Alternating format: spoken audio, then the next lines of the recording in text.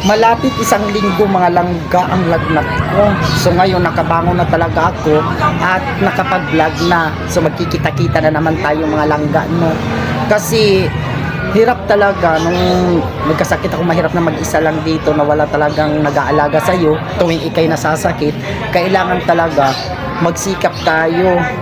Kahit hindi natin kayang abutin talaga yung gusto nating makain, talagang tatayo tayo dahil tayo lang ang mag-isa, wala tayong mautusan. Kailangan talaga na magsikap ka na gumaling. Kaya ngayon gumaling na ako, makakabalik na naman ako sa pag-vlog. So magkikita-kita na naman tayo mga langga.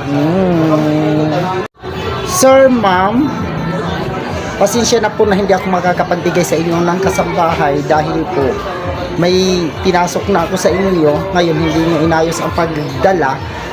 Ang gagawin ko ngayon, hindi na ako magbibigay sa inyo po. Kasi kailangan, kung may kasambahay kayo, maganda ang pagdala ninyo, no? Ituturing din yung tao. Kasi ang sumbong kasi sa akin dito, na iba siya ang kutsara, baso, at saka bigas, pagkain. Tapos pinapakain nyo siya ng mga sobra-sobra lang ng mga ulam ninyo. Kaya ang tingin nyo sa kanya, parang hindi tao. Kaya pasensya na po na hindi ako makakapagbigay sa inyo ng kasambahay. Kaya kung maganda lang kayo magdala, mabibigyan ko kayo, kaso ang pagtratar nyo ay hindi maganda. Yan lang po ang masasabi ko sa inyo.